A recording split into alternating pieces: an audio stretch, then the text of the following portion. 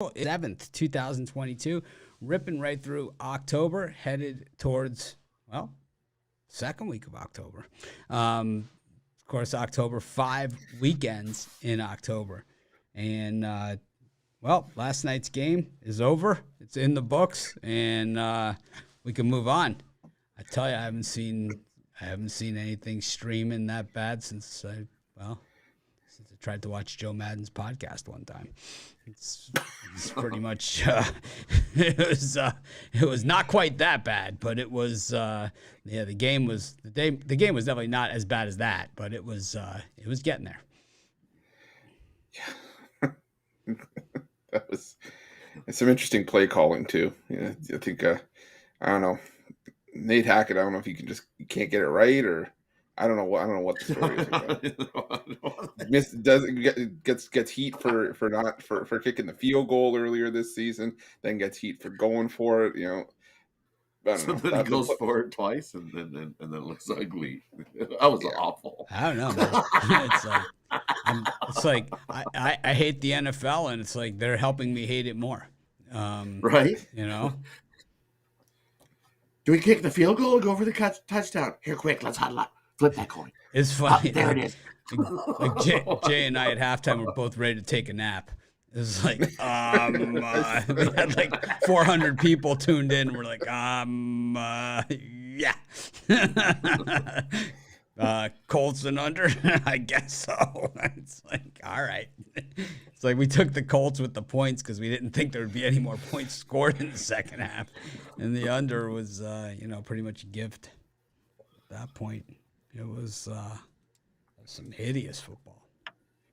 What did you get the under at? Did you bet it at the halftime? No, I bet the under. I had the under for the game. Oh, okay. And then halftime it was 20. For the 20. Yeah. For the second half, not for the game. For the second half. Yeah. Christmas in October. Yeah, it was a rough one, but there's certain games where it's just really tough to do a halftime, and it's like usually Aaron Rodgers is involved in those games because it's a blowout one way or the other. But like when he played against the Niners, those times he got absolutely crushed. Those were like prime time, halftime as I had to do, and but last night no easier. It's like rehashing like the worst games that you've ever seen. I think nothing summed it up better for me last night than when they panned to the fans walking out of the stadium just as they were about to head into overtime. Like everybody's filing for these. And Kirk Herbstreit's like, well, guess you got to beat the traffic. There might be a lounge act downtown. I don't listen to the sound on the game, so I don't know what they say. But well, they did, yeah. Going to overtime, and then it was just a big file out. It was like, oh, look at all these people leaving. I'm like, nah, I told them, I think they're going to get a drink. No, I don't think so. There they go. Like, I will say, I actually don't mind Kirk Herbstreit and Al Michaels. It's actually not bad. It's not bad, yeah. I haven't heard the tandem yet, so I'll have to. You have to check it out. Like, they're not bad. He says to me, he's like, oh, so you don't get these quick games like you get on College Game Day. He's like, yeah, I was liking them for the first 3 weeks. This sucks.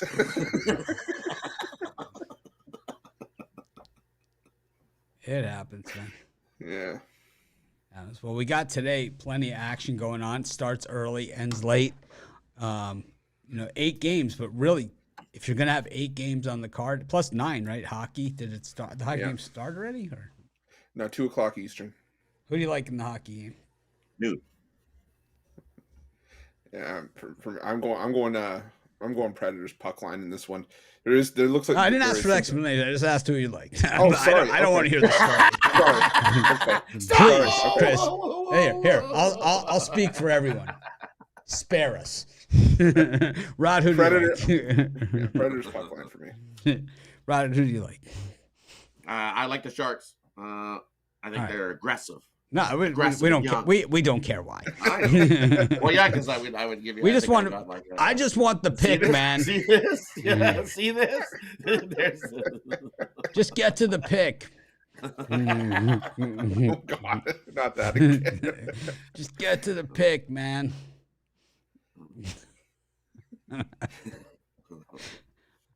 I guess we could do baseball first.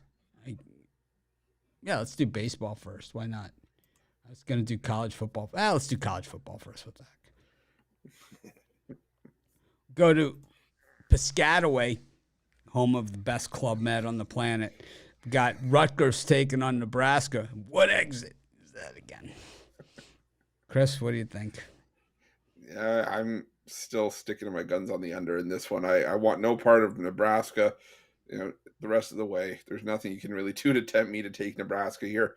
Rutgers, I expect them to battle here, but they're usually defense first team as it is. They're going to try to run the football a lot, chew up a lot of clock, and I could easily see, a 17-13 kind of game, just an ugly Big Ten battle. So give me the under between Nebraska and Rutgers. Rod? Yeah, I like the under as well. Gotta agree. One team with a better offense, one team with a better defense. Something's got to give. Who has offense in this game? Well, you look at Nebraska; they're averaging 31 points a game, so they got some offense. It's better than Rutgers. Yeah, Rutgers against like Georgia Southern, where they got it like rung up. I mean, believe me, they're not averaging points not against real teams. They're not. No, Did you see the Oklahoma game, Rod? I mean, a horrible Oklahoma defense. I mean, did you see that when they played against actual teams in real conferences?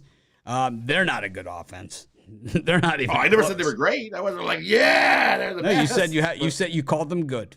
You called them good. Right. I said Nebraska. I said Nebraska with the better offense. Oh, they said good offense. No, better. Nebraska with the better offense. Rutgers with the better defense. So then I said something has to give. What's given? I like the under. Nothing's given. What's given? Nothing's given. This is a rough game. There'll be no giving. No giving. I like the under. This could be just like last night's game. This could be 9-6. Oh, this could be a real disaster. Plus, you got two teams with same color uniforms. Scarlet Knights. Bad. I like bad, the team bad. in red and white. I like the under. We'll go to Clayton Tune Show versus Memphis. Memphis, very good at winning games as a home favorite, but not necessarily covering the spread. And you got 2.5 here against the Houston team that's been to overtime a few times, man. You get to overtime. These 2.5s in college football become a lot more valuable these days than they used to be. Because if you go to overtime, you get past the second overtime, even past the first overtime, it's everything. 2.5, it's like getting a touchdown. Yeah, I agree. It's definitely had a lot more weight to it. So that's why I'm going to take Memphis. I'm going to take Memphis on the money line. But I like the over as well here. These are two teams that like to move at a fast pace. And while Houston does have some issues going on, you can't necessarily pinpoint what they are. I still think they can have success against the Memphis team that gave up 32 to North Texas and 34 in another game earlier this season. So this is a young Memphis defense that's still trying to get their feet underneath them, but the offense should have no problems against Houston. So I like the over 57.5. I think this gets up into the 60s at the very least. Rod. Yeah, I agree. I like the over in this one. Houston D's ranked 117th, giving up 34 points a game. Memphis 71st in points allowed, giving up 26 points a game. Also, Memphis D is going to cause some turnovers, cause some havoc for Houston. They've caused 11 turnovers this season as this Memphis D. I think we see some points off of turnovers in this game as well. So definitely like the over. I think we get up easily into the 60. Both offenses can score 34, 30. So I think we easily get into the 60s. Cougars 4-1 their last 5 to the over. 5-1 their last 6 on field turf to that over. Memphis 5-1 to the over in their last 6. And the over is 4-1 their last 5 meetings in Memphis. So I like the over as well. I like Memphis. Money line. Maybe Houston with the points. Try and middle this sucker. That's what I'm playing. It's just me. Memphis, Houston. I mean, let's get 4 college football games that are going to be lousy games and put them on Friday night. Let's do that. See how bad a college football we could put out there that people will still watch. Oh, but we'll make one of them Memphis-Houston. Yeah, okay. I don't get it. Go to our next game here. Oh, gosh. Nevada versus Colorado State. Colorado State lost to Sac State by 31. Nevada lost to Incarnate Word. These are two horrific teams. I don't believe that either of them ranks in the top 100 in any statistical category. Offense or defense. Yeah. 131st in offense for Colorado State. Nevada's 105th in defense. Colorado State 102nd in defense, and Nevada 123rd in offense. Yeah. Go throw a couple bucks of your hard-earned money on this crap show, Chris. Well, if I were going to, I would. I'm offended. I kind of am too, but I would lean towards Colorado State in the points only because I think this is a spot where Jay Norville going to try to fire up his guys against his former team, and 16 players went with Norville to Colorado State, transferred out of the Nevada program, and I think there could be some bad blood here. So I'm gonna go with Colorado State plus the points. I think it's a field goal game either way. Bad blood. Well, yeah, of course it can be bad blood. Some of those 16 players that he took with him to Colorado State have also been like, they've jumped the bandwagon and hopped into the transfer portal and got the heck out of Dodge too. So I don't know how. And then you got the other side of that where they're going to be like, oh, Norville's coming back to town, eh? I remember seeing the Simpsons episodes where they had pitchforks and all ready as they seen the plane come down with that guy ready to go. So for me, I like the under in this one. I think they're going to have a grudge game. These two teams are not going to like each other. They're going to hit each other hard, run the ball. I like the under. Low scoring one. Just both offenses are anemic. This is going to be worse than what we seen last night, I think. Give me the under. I predict pain. You must watch this. All of it. He'll kill you to death. The forecast calls for significant amounts of pain. He'll kill you to death, Rock. Yeah, it's a crap show. I'm against it. Got the next game.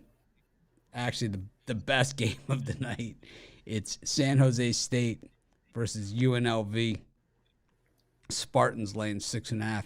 These Spartans could be better than the other Spartans. Maybe we can call them Sparty. Chris, what do you think?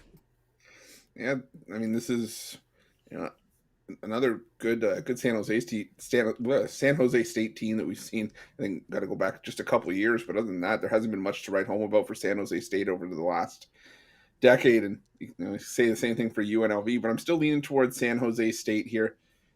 They still have a solid home field advantage, and this is still a San Jose State team that went on the road and hung hard with Auburn. I know Auburn hasn't been much to write home about this season, but going on the road, taking on an SEC team and getting a cover the way they did, really putting a scare in Auburn in that game. I think San Jose State's a legit Mountain West team this season.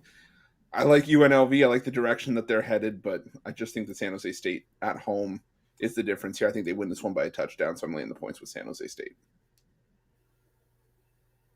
And I go the other way. I'll take the points with UNLV. If you look at last year's game, UNLV had them beaten outright, and they kind of did a little cheap collapse in the fourth quarter. I don't think they do that this time.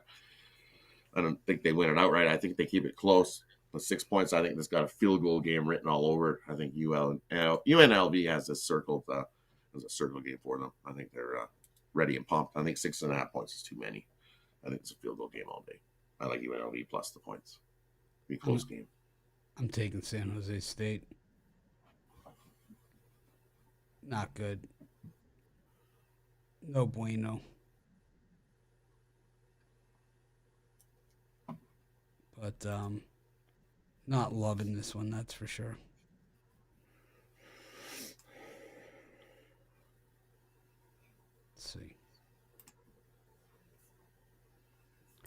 Chris, what are you selling today? Well, today I got my $15 pick-off play, pick it up back up for the postseason. Finished the year with it pretty well. I think we were hitting over 75% over the last month and a half. So hop on board with that tonight, or if you want my best college football play as well, hop on something long term, and you get a 3-day. You'll get all the college football tomorrow and the NFL for Sunday as well, and use that promo code 15 off for 15% off of Pick Dogs. And for me, I've got my $15 Bookie Buster play, best play top rated play in today's MLB playoff action. You can scoop it up over singly, Big Boss Premium, $15, or it's included in my MLB Birdcage I've got going today over Big Boss Premium. Scoop it up, or I got my lone college football 10-star Gridiron Crusher available singly over Big Boss Premium. I got my top MLB play. That's $15. It's my MLB $15 big play. That's what it's called. And then I've got my top college football play. Out of those 4 games, $25. I've been on a heater in college football, so I came from. I was kind of getting juiced the first few weeks, kind of mucking around. It was like the first week I was way behind. Then I kind of caught up the second week, and then I was just been getting juiced for a few weeks, and then last week I finally started surging ahead, and then I'm really seeing the board right now. I went back to kind of my old school handicapping that I did 3, 4, 5 years ago. Really getting rid of a lot of the data that we get now. And just using the data that worked for me forever. And I went back to it, and last week, man, right out of the gate, hit the first 5 games. So I think I'm going to just stick with that. I've got a bunch of plays for tomorrow. So what you want to do is get my weekend pass, my 3-day. Really, I have it like dirt cheap these days. My weekend and my 7-day, I have them at dirt cheap prices. So it's like I already have a 3-pack tomorrow, a 5-pack, and another 3-pack for tomorrow, plus my $15 play, which I haven't even posted yet because I can only post one 15 play at a time. There's a rule that I made it, so I got to follow it. But I have that for tomorrow as well. So you'll get a dozen picks that I have out there ready for tomorrow. I love them all. Love them. And I cut it down. I had 26 games on my list that I liked. I cut it down to 12, and I really like these. I mean, there's 2 more I might be adding to it. I mean, I just really like those also. One of them's Ohio State. In case you're wondering what it might be. I do like them against Michigan State here. I don't know, man. It seems a little fishy, right? It's like Michigan State, it's like if they're going to stand up and circle the wagons, this has got to be the week. I mean, Ohio State's so much better. All the numbers, all the handicap, everything says Ohio State when you do it. So it's like, I love Ohio State there, but I don't know. I just don't feel like getting my ass kicked. I just don't feel like getting kicked in the nuts. Not in the mood. Party hasn't looked good all year. Exactly. Well, exactly. But you never know. It's like this is their spot. They're home. It's like all these things. Everything kind of falls in. All the ducks. Everything lines up for them. Just walk in covering your crotch. That's all. Just walk in with the hand cup. Okay, not like that.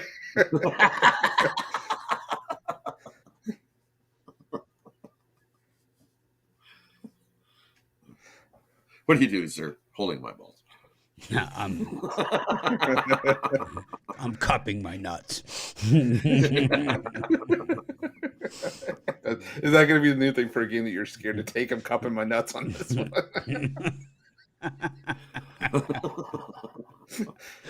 I really want to take them, but I got to cut my nuts here. All right. Let's get to these Major League Baseball. Shane Bieber takes on Shane McClanahan to get things rolling here in Cleveland as the Major League Baseball playoffs get underway. Chris, what do you think here?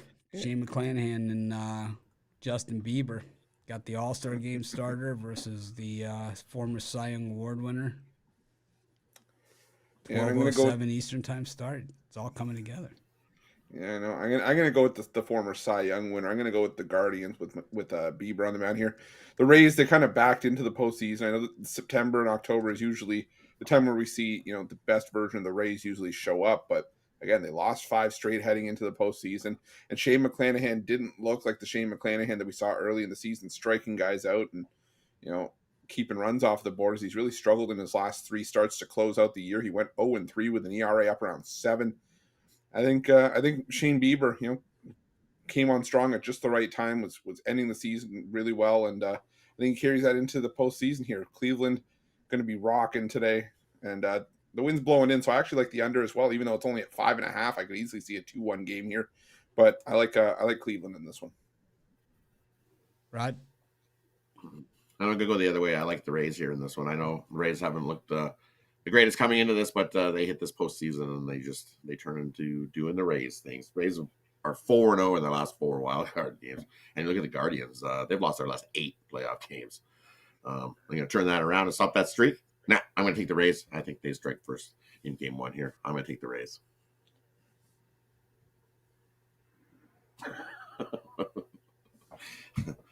The All-Star Game starter every year after the All-Star Game sucks, especially in the American League. We see it every single year, and this year no different.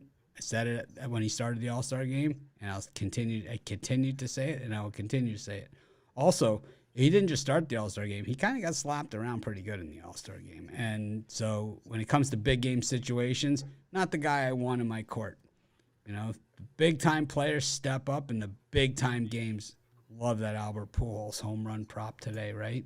It's like those big-time players and those big-time games, man. This is where Mr. October, this is where it happens. And Shane McClanahan, no bueno.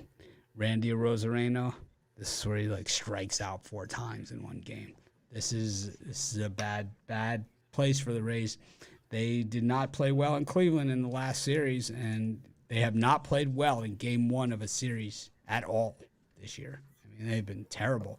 They won, I believe, the last time they were in Cleveland, I think they did win game 1, and then they lost every other game. Aside from that, good bunch of guys. Go to the next game. Got Jose Quintana getting the ball here against Zach Wheeler. Interesting one because tomorrow is actually scheduled Miles Michaelis for the Cardinals. So no Wainwright, no Montgomery. I think they can basically beat them with one hand tied behind their back. Chris, what do you think? I don't know if they could. I mean, it's going to be a tall task. I mean, let's try. Let's ask them. Yeah, let's try. Let's try. Let's head on down to Busch Stadium and see if we get arrested. Excuse me. We're going to see if you can beat them with one hand tied behind your back. Let's just walk up with a microphone shoved in their face. What's the worst thing that could happen? I mean, realistically, come on. Well, the tackle and throw you in jail.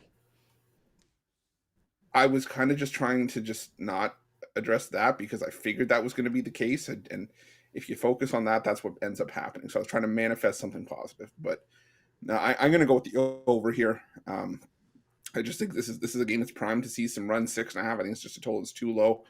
I'm not overly high on Zach Wheeler. He did have a nice couple starts to end the year, but the St. Louis Cardinals team can really, really slug when they have to. They still got Paul Goldschmidt, Nolan Arenado, like you mentioned, Albert Pujols, guys that are built for the postseason. And Jose Quintana, the last time we saw him in the playoffs, he had a 10.29 ERA in the last series we saw him. It was back in 2017, but maybe some guys just aren't built for the postseason. And I think this could easily be a 4-3 game, whichever way you have it going once the bullpens get involved. So I like the over in this one. Rod? And for me, I like the under in this one. I think you got a pitcher's duel in her hand. Wheeler's been lights out his last 3. 0.6 ERA in his last 3 outings. Quintana, 1.95 ERA over his last 3 outings. You look, Wheeler's 6-0 his last 6 Friday starts. Phillies 8-2 to that under in their last 10 versus a team with a winning record. Cardinals are also 4-1 to the under in their following a day off are these cards. I like the under. I think we got a pitcher's duel in our hand. This is typical playoff baseball. 2-1. Someone wins. Yeah, I liked the under initially, but I think I'm starting to lean to the over here. I just think that both these teams are built on offense. When you look at the numbers, they're mediocre as far as their defense goes, and their offense is actually really good. And that Phillies bullpen, oof, straight crap. You think last night's game was bad? You tune in, you watch that Phillies bullpen against a playoff team. This thing could go over on that alone. Phillies 40-41 on the road this season. Go to the next game. Blue Jays versus Mariners. Chris, line dropper. And I don't know. I'm gonna stick to my guns on Toronto here. Not because I'm a homer. I really like the Blue Jays in this spot. I like Well, Alec if Jay Manoah. Briggs can be a homer like no one's business, maybe I can be a homer. Okay, but I'm only doing it for one team right now. I'm not doing it for a state's worth of college teams. Yeah. But I like Alec Manoah in this one. He's starting to really be the staff ace. If he's at least showing it in the guy can only eat. his second season. The guy can eat. Yes, the guy can eat. The guy can eat. He And can I think it away. And I think he's going to feast today. I think this is just a great spot for Alec Manoah, who came in strong. His last 8 starts had a 1.0 ERA. And, I like this matchup for him. Luis Castillo, he was the prize acquisition for the Mariners at the deadline. But in the road starts since he's joined the Mariners, has a 4.96 ERA. I think Toronto can chip away and eventually pull away in this one. I know the bullpen's been an issue, but the bullpen actually looks a little bit stronger as of late. Zach Pop, Yimi Garcia, Jordan Romano, a great closer. I think the Blue Jays can hang with the Mariners in this one. I think Alec Manoah helps deliver them to a win, so I like the Blue Jays here. Rod? Yeah, I like the over in this one. I think both bats can come to life and we get some runs. Whether they come early or late, both teams are going to hit some runs. I think we get a high-scoring one here in Toronto. Crowd's going to be going absolutely bananas, and we know the Mariners can hit some runs as well, so I like the over in this one. Mariners for me, possible reverse run line. I just think the Blue Jays, been really not overly impressive all season. I think in these tight games, these one-run games, these these type of games, I'm going to take I'm taking the Mariners. Go to our final game of the day. The Mets and the Padres got Max Scherzer on the mound up against Yu Darvish. Chris?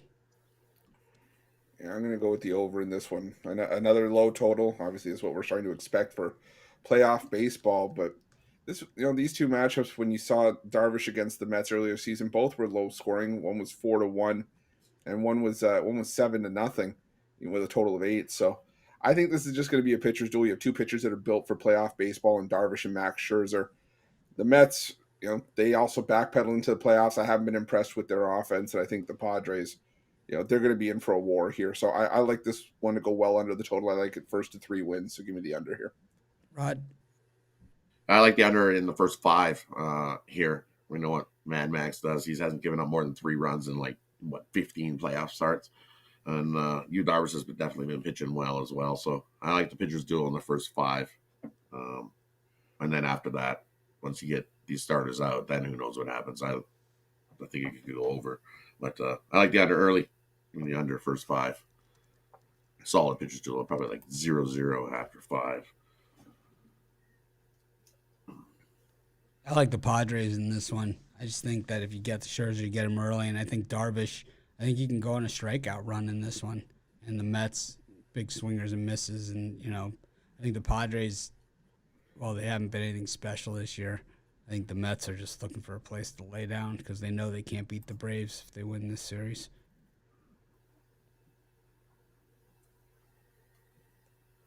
Oh, my God.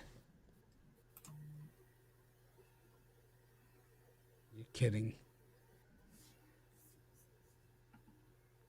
Anyways, Chris, any parlay or prop that you want to give?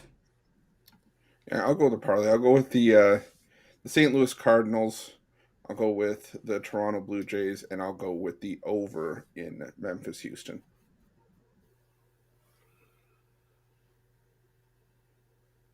Rod? And for me, I like the under in Nebraska and the Rutgers game. I like the Sharks on the money line, and I like the under first 5 in the Mets-Padres. I like Albert Pujols to hit a home run and Yu Darvish over 5.5 strikeouts. That's all I'm going to say about that. Thanks, everyone, for joining us. Make it a winning day. We appreciate each and every one of you. Tomorrow, our Capper Roundtable. College Football Saturday. It's fun. Definitely tune in. It's a good time. Good times, I'll bring some snacks.